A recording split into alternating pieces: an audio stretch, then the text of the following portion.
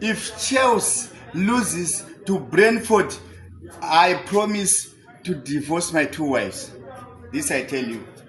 Today, if Chelsea loses to Brentford, I promise to divorce my 2 wives.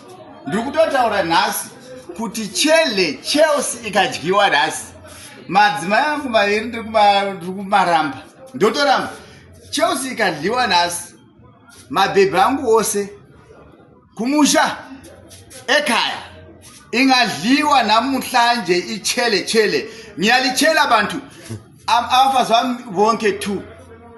Ngiyabaxotsha emzini wami. IChelsea angeke idliwe. Akwenzi. Ayisikudliwa nasi chele. Nje chele iri kuwina nasi.